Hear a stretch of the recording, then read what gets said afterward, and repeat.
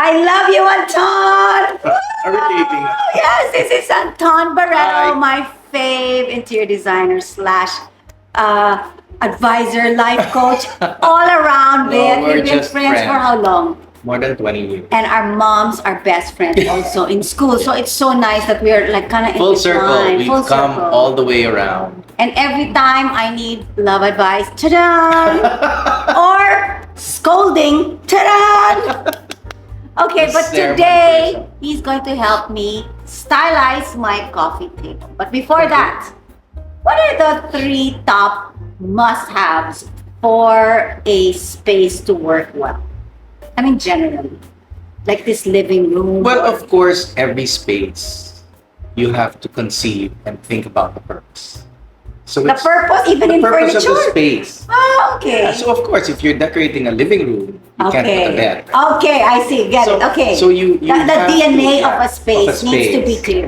You need to Okay. compose that in your head, and then followed by your practical use of the space. Okay. So then you can further develop the pieces that you want.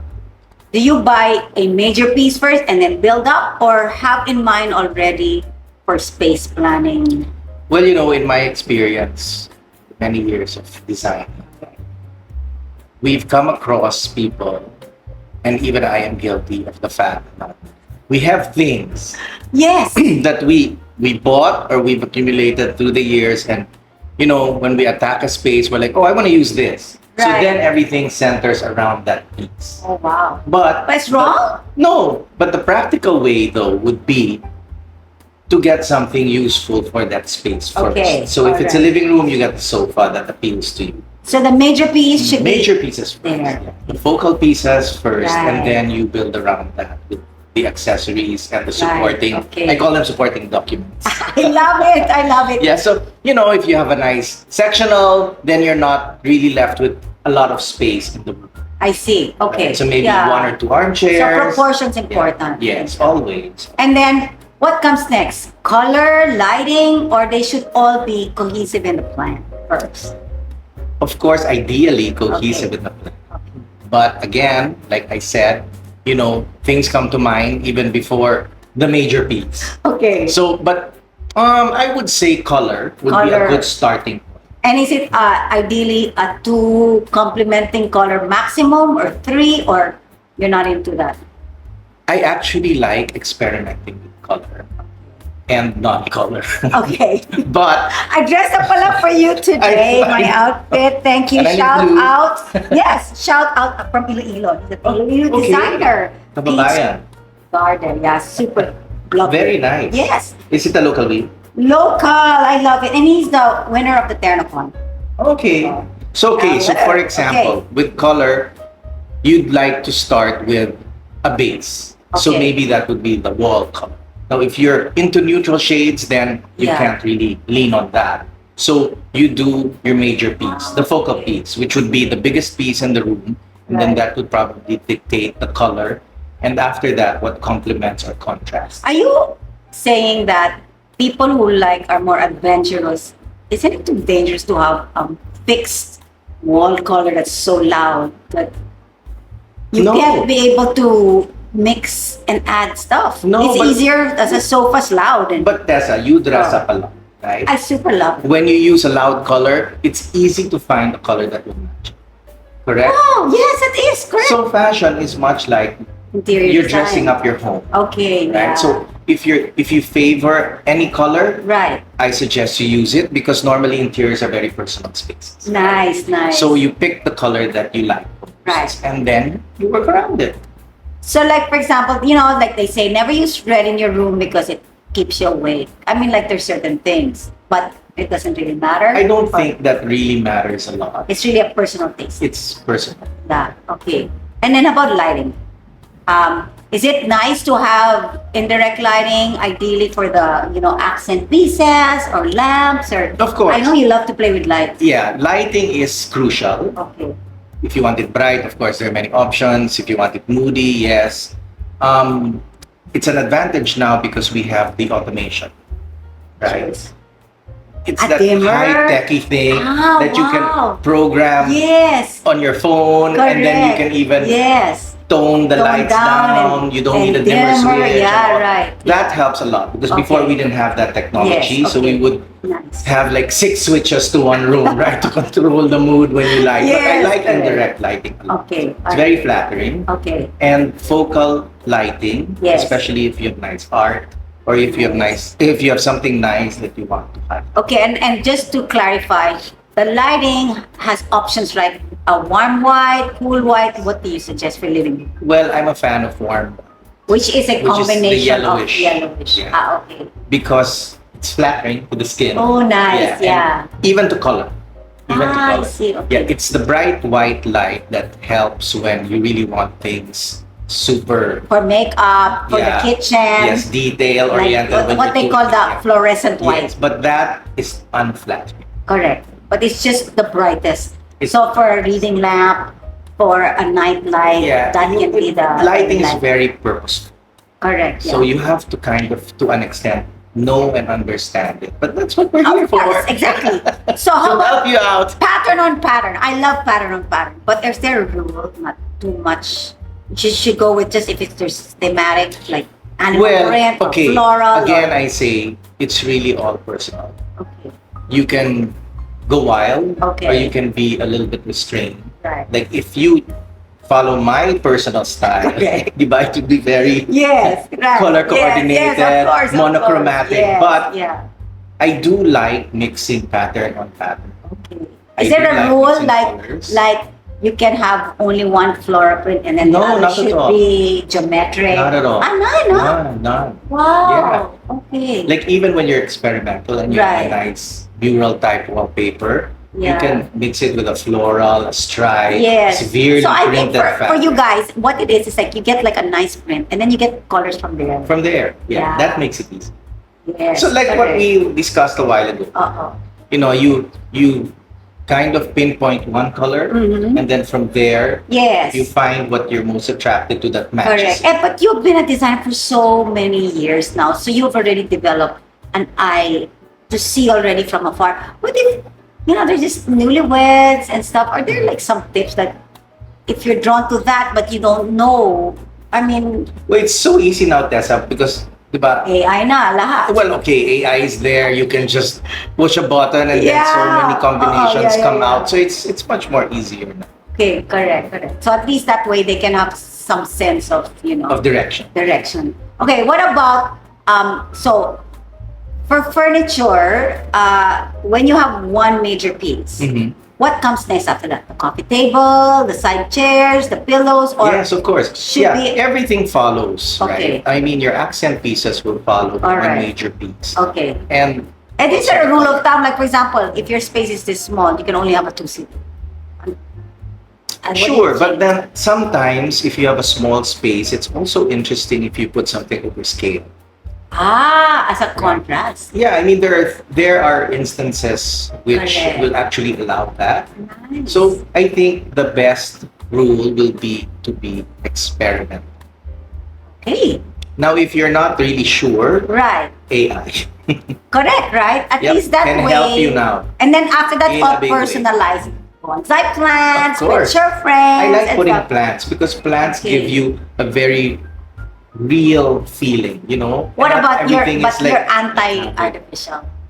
No, actually, I'm not. Oh, you not? It depends Oh, on the wow. purpose. Like we do a lot of Okay. restaurants. Yes, oh, that's true. So you cannot have real plants in the of restaurant course, because then, they get a bugs and of course, and bugs and the leaves. Yes, soil. correct. So, Yeah, moss and whatever. okay. Insects. just as long as it looks real, sort of That's realistic. where I draw the line. I Yeah. see. Oh, the that's artificial nice. plant has to look and realistic. feel. So that's I'm good not to know. opposed to That's good to artificial know. plants, even flowers, Yes, because Welcome Depot has. and I love their selection. Their selection's really nice. They have very good merchandising. Yes, Welcome Depot. Correct, Yes. right. They even have so That's far my furniture go-to to- place. Nice.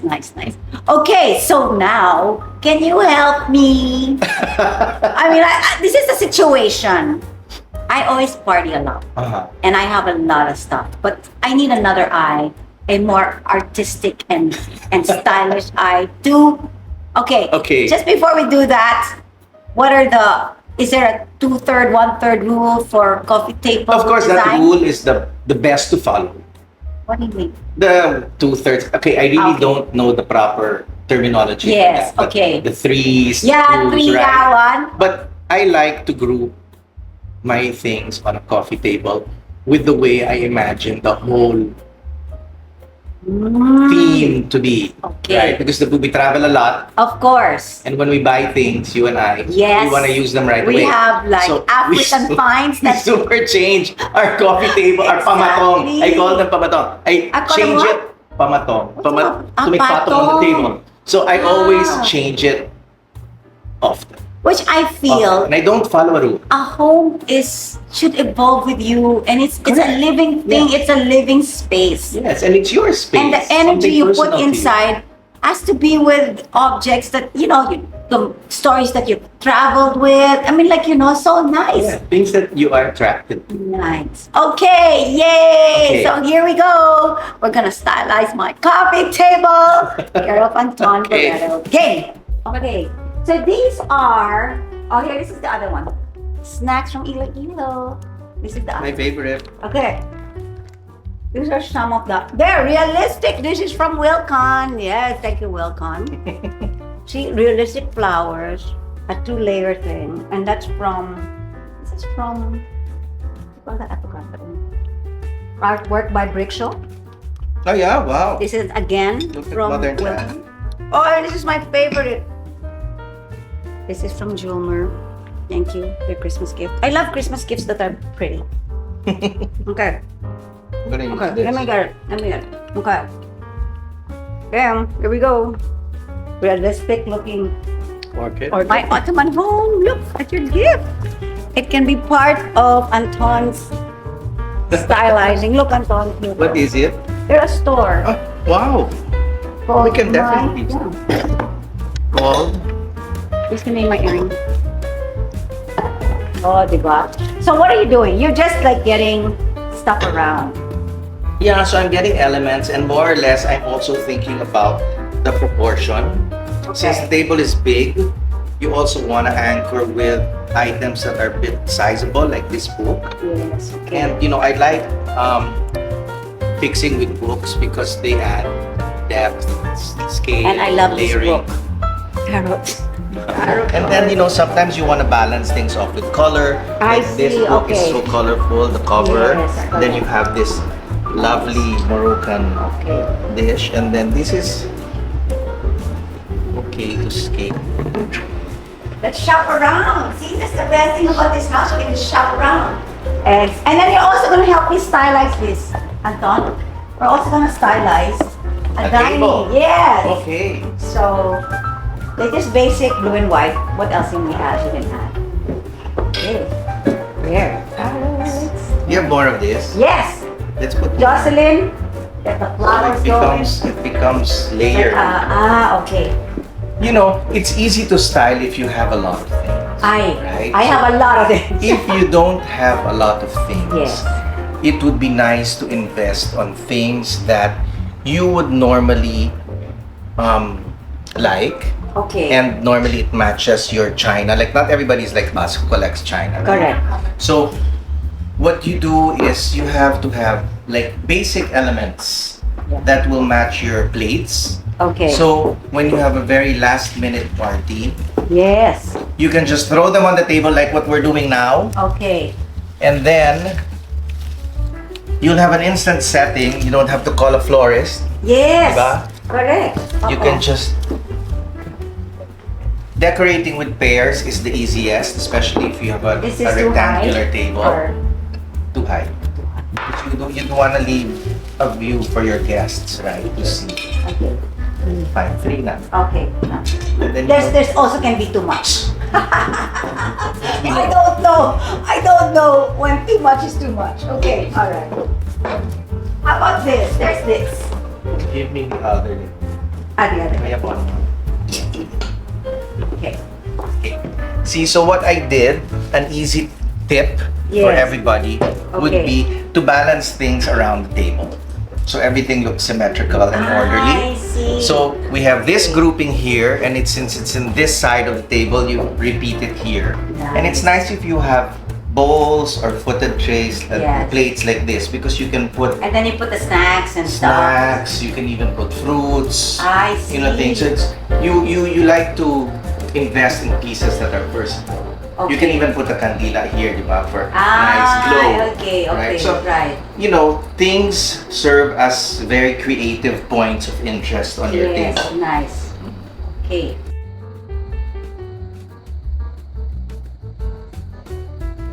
Thanks, Anton. That's so nice. I want to put a plant here. Okay, what kind?